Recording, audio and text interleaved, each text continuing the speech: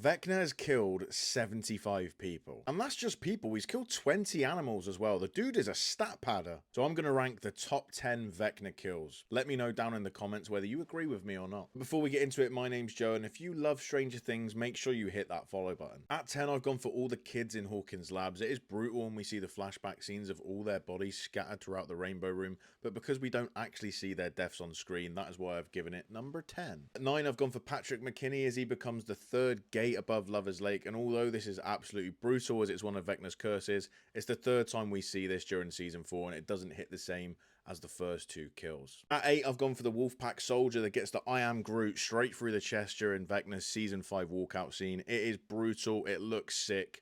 Brilliant entrance. At 7, I've gone for Virginia and Alice Krill. These were brutal and Henry's first curse kills, and these would be a lot higher on the ranking if Alice did not get killed off screen. At 6, I've gone with Fred Benson. There was something about this curse kill that just felt a bit different to the others. It was tragic, the build-up and the story behind it, where he gets out of his car and sees the burning wreck in the dark. Oh, it proper creeped me out, this one. Grim. At 5, I've gone with the 2 Wolfpack soldiers that get their flamethrowers Uno reversed. Vecna 2.0 goes full Yoda in Attack of the Clones and goes, fucking have a bit of that, mate. Chucks it back at him. It looks absolutely sick. At 4, I've gone with the 2 Wolfpack soldiers that get their grenade pins force pulled out of them before they get yeeted into some gas tanks. He made them look like right mugs before they blew up. Cinema. At 3, I've gone with Chrissy Cunningham, by far the most brutal death we'd seen at the time in Stranger Things, setting a precedent for the rest of the season where you could think, oh my god, anyone could get it.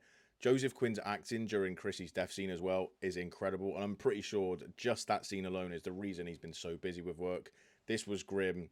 Unreal. At 2 is a bit of an indirect free kick that a lot of people actually missed the first time around, and this is Jason Carver during the season 4 finale. I remember seeing this full view the first time I watched the episode, and oh my god, it is absolutely grim.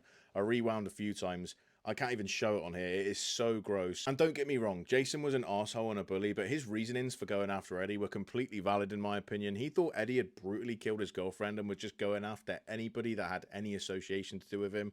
And despite him being a total helmet, he did not deserve to die in this brutal fashion. At number 1 is Sergeant Luis Ramirez, and if you don't recognize that name, that is the soldier that gets the Groot straight through the dome at the end of the Sorcerer episode.